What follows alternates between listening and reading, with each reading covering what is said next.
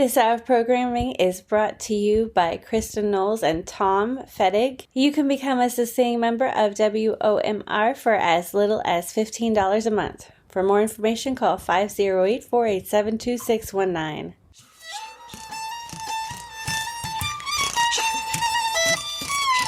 Welcome to Healing Wisdom, a Thursday morning talk show featuring guests sharing their stories and knowledge.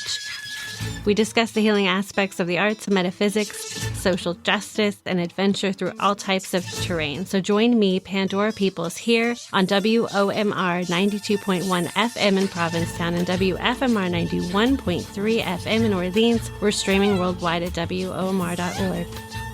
My first guest today is poet and psychotherapist Chuck Madansky. He's the author of If Life is Love and Sometimes the Spoons Talk Back. His poetry has appeared in the Cape Cod Poetry Review, Pure Slush, Muddy River Poetry Review, and he's been featured on WCAI, the Cape Cod NPR station. You will be at the First Parish Brewster UU Sunday the 29th, and poets Wilderness, Starchild, and Lauren Wolk will be performing alongside musicians Kaylee Cullen and Pam McLean. This is your second poetry book, and I think it's a beautiful work. It's very contemplative. You poke fun at your ego, question man's inhumanity to man, and you weave nature with spirituality very beautifully. Do you want to talk about the inspiration behind this work first? If life is love, most of the spiritual traditions in history have at some point identified life as being made of love, and that's the essence of who we are and what we are. So if life is love, not only do I want to experience it as such, but I want to understand, looking around, how it is that, half of what goes on in the world really sucks. So, there's suffering and death and evil and all these different inhumanity to man, as you put it, and injustice. So if life is love, then what the heck is going on here? If we are nature, if we are life and love itself, if that's what's living through us, what's it up to? So that's the question that I was kind of living over the last few years as I wrote the book. And it kind of started me out. There's kind of an arc to the book. It started me out when I was experiencing some issues with my heart, got kind of a dire diagnosis because of a lot of calcium in my heart. And death has a way of, or at least contemplating our death, has a way of sharpening our focus and making things come into clarity pretty quickly. So that was the beginning of this book, and my explorations asking that question: if life is love, then what's really going on here? How can I really love? What is love really? Can I love the unlovable? Can I love more than just what's easy to love? And getting to that wider, bigger vision. And kind of carries through all the way, and then it ends at the poem you're asking me to start with, which is Wilderness. My wife and I were down over about a year and a half ago in the Peruvian Amazon. We were in ceremony with an indigenous tribe there, the Shipibo. They're the custodians traditionally of ayahuasca, which is a hallucinogenic medicine. And in Quechua, the name ayahuasca means death vine. And so the advantage of this medicine is that you're able to sometimes meet death and not die. Obviously, here I am, so all went well, and it was there that I ended up in the arms of death. So I'll share that poem. Death was gentle. I asked death to be gentle, and she was, knowing how terrified I'd been of her. She took me to the soil, the bright womb where all life is born from dun decay and rust. And then I knew the one I'd feared was earth, whose every fold and wrinkle I adored, whose creatures were all siblings of my birth, whose beauty fed me still as through a birth cord. And so to have been made of death herself, to sojourn on my mother as matter, nature with no need to be another. Rock returned to beautiful rock in death, from one whose terror told him not to be. Now I'm at home in life, myself, and free. What else did you take from your time with the Shipibo people of Peru? One of the folks down there who was not one of the indigenous tribe, but was one of the facilitators of the experience there. He was Spanish, and he was describing the story of the Buddha. And, the Buddha goes through seeing what suffering is and eventually sits down at the Bodhi tree and he's going to meditate till he becomes enlightened. And the way he told the story really touched me. Instead of, he sat under the Bodhi tree and then, I don't know, golden light came down or the angels came down and light, he had this great spiritual experience. He said he sat under the Bodhi tree and meditated until he finally accepted that he was nature. And that made sense to me in a way that I'd never heard that story told before. Because if I'm nature, by accepting nature, that you're a nature, first you accept that it's life that's living you and not the other way around. I mean, it's almost as if we're just the reproductive phase of the growth of soil, you know. And if I'm nature, then I accept that. Then I also accept I'm a dying man. I'm in that process, and all that, and anything else is resistance to the truth of my identity and who I really am. And that's how he defined enlightenment. That's how he defined that sense of being in touch with a loving heart. That's how he described being open and able to love the unlovable and all of life that's unfolding. So that was a key, and it was a key moment in hearing it, and it was a key experiencing in being held by death herself and finally having her say to me, Chuck, I'm your mother, Wow. and that was a life-changing moment. Yeah. Wonderful. So before you get to your next poem, which is Skywriting, do you want to talk about the structure of your book? As I say, it has an arc, and it kind of goes from that diagnosis and kind of that fear and awareness of my death through this kind of making peace and being held by in the loving arms of death. But in between, there's a lot of exploration about mm, what love is, and it seems to be. And when I mean love, I mean we all love different things and different people, and we know what we know what love is to us in the smaller sense of the things that are easy for us to love. But the kind of love that Gandhi talks about or Martin Luther King talks about, not as a strategy, but as a outgrowth of a different heart and a different spiritual understanding and openness, that kind of love seems to be allied with, as far as I can tell, deep attention. I think the favorite poem of mine is one by Theodore Roethke. It's called What Can I Tell My Bones? And the one line in it that kind of changed my life for decades has been, um, I recover my tenderness by long looking. And that in my life has been just true, being in nature, coming into stillness, coming into resonance with the life around me and the lives around me, feeling my defenses drop away and being kin as an experience really puts me into a frame where how I interact with other people is different.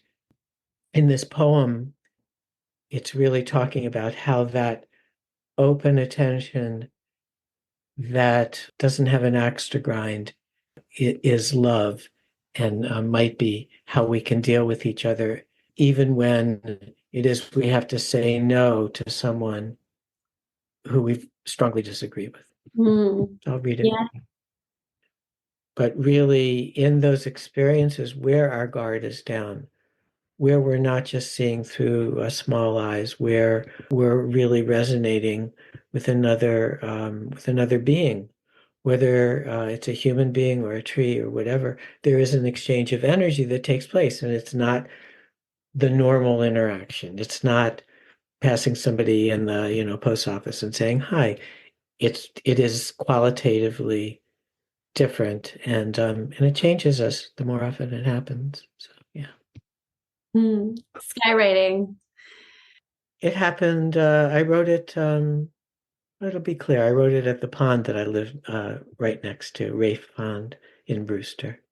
Skywriting. The wind dictates a memo, fleet and legible, brailled on the surface of the pond, read by lilies and water shield, telegraphed through stem, root, mud, into the dreams of a turtle. The message is clear and a little forlorn. Don't forget me, dear. I miss the way we touched, moist and close in summer.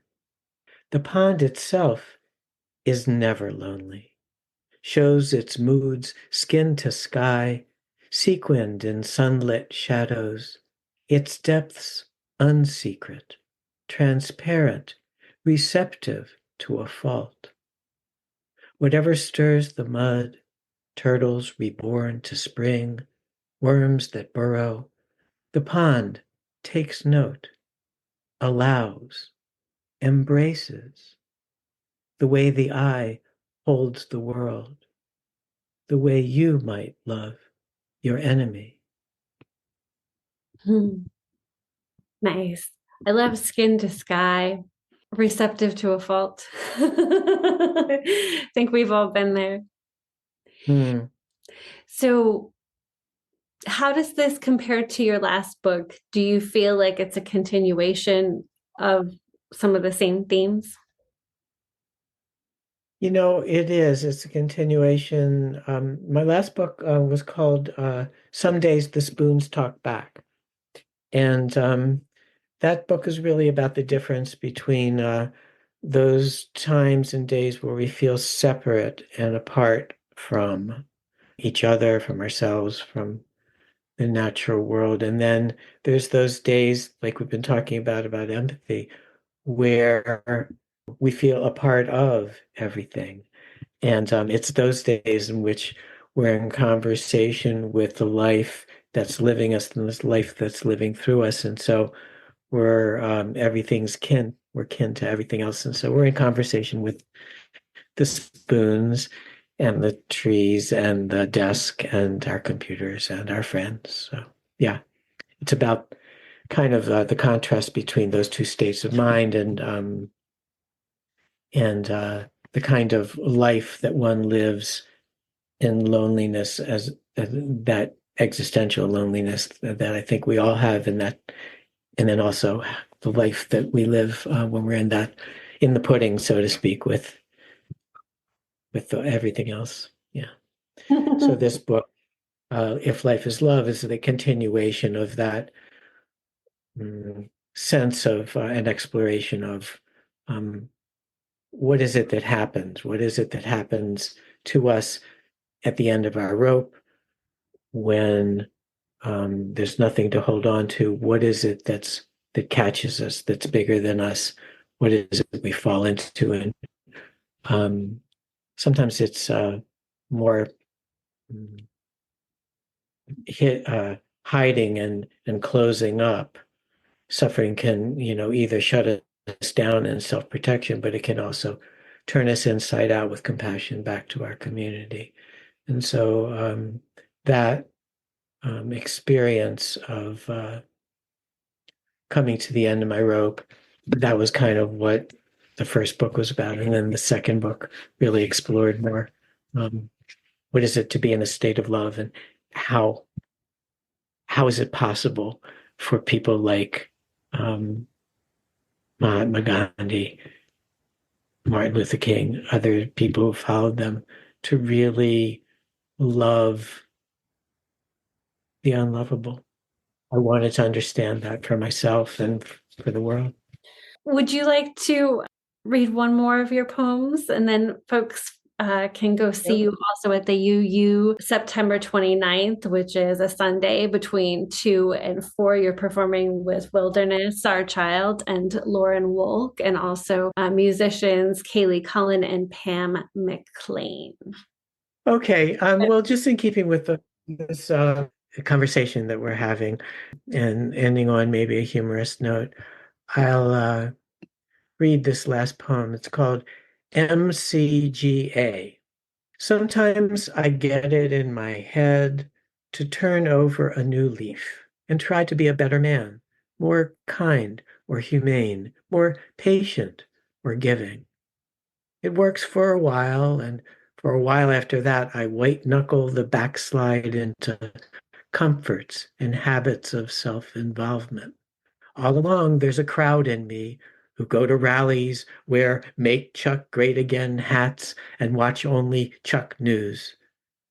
I'm embarrassed to admit that I love, yes, love, what's in the way of love in me, though I see precisely and often who I could be and how I fail, even as my death comes closer, feeling it turn me like it turns the leaves. Yes, yes.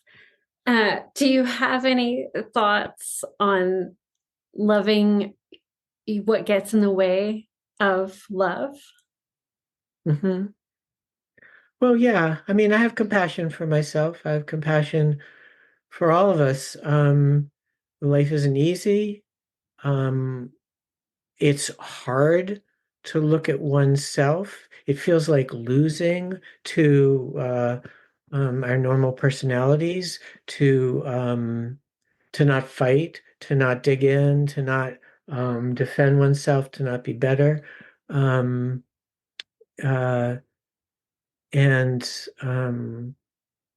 to embrace goodwill. It's a vulnerability, and it's kind of difficult. So I do have compassion for it. And I have my num-nums and my the things that are hard to let go of and that keep me from having my wits about me, that keep me comfortable, but mm,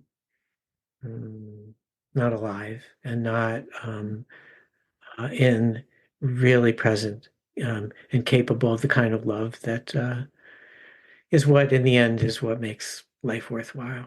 Mm. Kind of the difference between washing the dishes to get them done or noticing the miracle of that anything is at all and wetness and light in the water and etc. So Yeah, yeah, absolutely. And something earlier that you said reminded me of redwood forests and how when one falls over, scientists have been able to figure out that the roots of other trees are often pushing nutrients towards that fallen tree long after they've fallen for like maybe 100 years for decades after.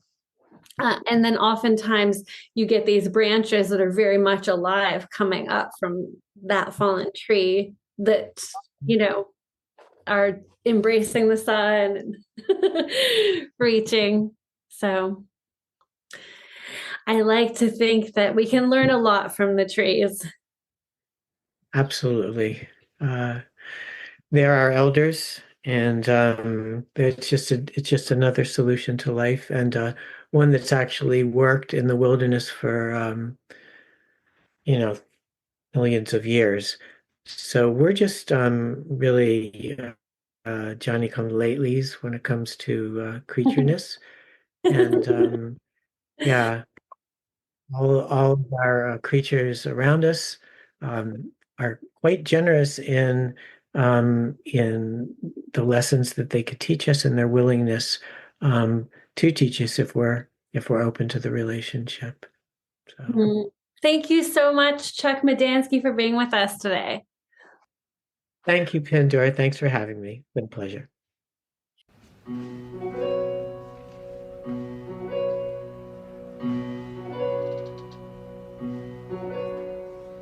I shall marry the miller's son, pin my hat on a nice piece of property.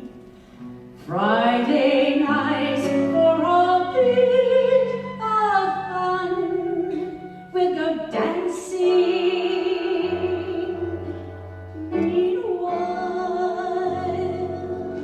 I worry every morning, I worry through the day. I worry wondering what should I do, should I buy, sell or just trade? I got the stock of the blues, I got a roller coaster cat. Only thought of what goes down, only thought of what goes down, only thought of what goes down. My next guests are Emmy-winning composer and musician, trumpeter, piano player, vocalist Mark Bornfield, and Broadway veteran D. Jamin Bartlett. They played a game with me called These Are a Few of My Favorite Things. They'll be performing at the Academy Playhouse Sunday the 29th at 4 p.m., doors open at 3:30, joined by Pete DiFrancesco on drums. Tickets are available at chathamhistoricalsociety.org. My favorite all-time on-stage memory. Well, it really has to be flying around as Peter Pan. It's really an amazing experience until there could be a slight little accident. I was flying, and the nursery in Peter Pan is oversized.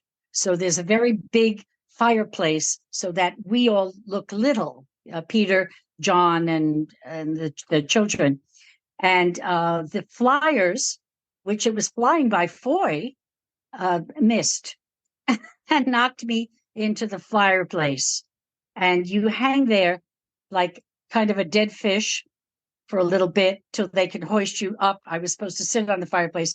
And the most embarrassing thing was the kids in the front row were screaming, "Peter's dead." And that's the truth. But you look back at it, and at the moment you're going, what's going on? But it's actually turned out to be one of my favorite memories of on-stage performances. You really are suspended in the air, and your choreographer gives you air dance poses, if that makes any sense at all. So your legs are a certain way. This is so you don't wobble and stuff like that. And you stay very still and very straight. I even had to fence with Captain Hook in the air. And when I was in drama school, I remember saying, why am I learning fencing? I mean, I guess unless I'm going to do Shakespeare or something, but the women don't fence. I'm carrying on. There it was. It came right. I had to do that, and it was wonderful. I think my most notable event was when I was doing live TV for Channel 5 in Boston. I had to play a song from the Tap Dance Kid for Alphonse Riviere. And in the middle of the song, the microphone fell off of the boom. And I took my right hand, and was able to grab it before it hit him. And I basically saved the performance, I guess. And I just was quirky. So I'm glad I had enough coordination to do that. And the show went on, and it was a terrific show with him. I believe he's an announcer now for one of the major stations on national television. Favorite director and my moment being directed. I had a very unique experience going into A Little Night Music.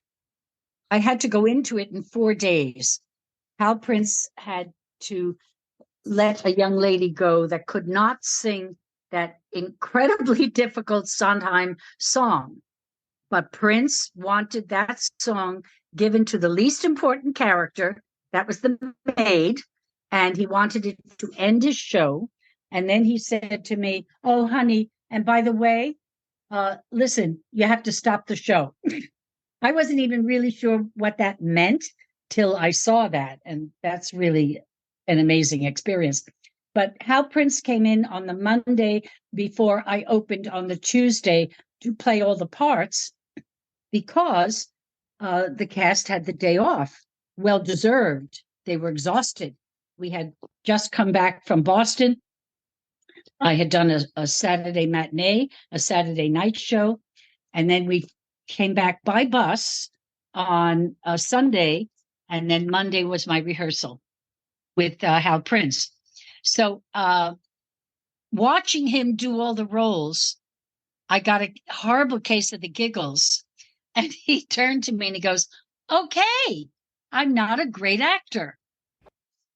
Favorite thing about performing live? Well, you really get the audience feel.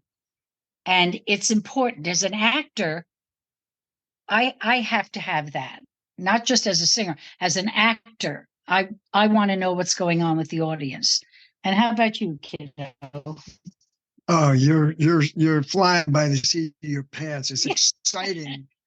You never know quite what's going to happen. And each performance, even though it's the same notes and the same music, there's just favorite thing phrasing, about because you're a different performing person each time you perform, live. and there's a different energy of the room because the crowd's different, and the support, and you're different every time you perform. But it's the same, but it's just so very exciting and different, and it's just a great challenge, and it's very exciting as a live performer to be on stage really doing it. It's a real physical thing to have to do. It's not in your brain anymore, in your imagination. You're right out there with the people trying to generate that energy that affects everybody. And you are the one who has to deliver that. And it's my pleasure. It's my joy. And it's my métier in life to be a live performer. It's just very exciting. It's something you're either born with, I believe, or not. I knew at 7 years old, that's what I was going to do. And at 16, I accomplished it. I was paid for the first time in theater. And that's it. I mean, you're hooked. No way around it. Favorite all-time Broadway show? I have to say A Little Night Music. It really is a beautiful show, directed by Harold Prince, it is, because he's a master of direction. So that's one of his shows. That's my favorite. The other one that I loved doing was Cabaret, which is so much fun.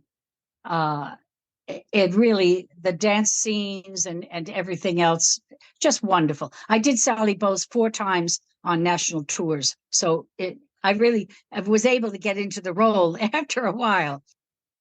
But it's so hard to pinpoint because West Side Story, which we're going to be doing in the show, is my, for music. I think that was the most wonderful music, Bernstein. Of course. So I did a special arrangement for the show on that, a medley from the balcony scene. But I think those are, I guess I put too much information. It's not just the best. It's hard to pinpoint the best. So I just wanted to throw in a few other favorite ones that generally are beautiful and that people enjoy. And our wonderful show that we're looking so forward to on Sunday, September 29th at the Academy Playhouse. So this show is the best of Broadway, the Broadway that we all remember, the Phantom of the Opera, Cats, Evita, A Little Dice Music, what, Joey? Les Mis, Cabaret, Chicago, Wicked, and we added Hamilton. Those shows that the people really loved and enjoyed, and so did we. And that's my point. You know, we've seen all those shows, and we love.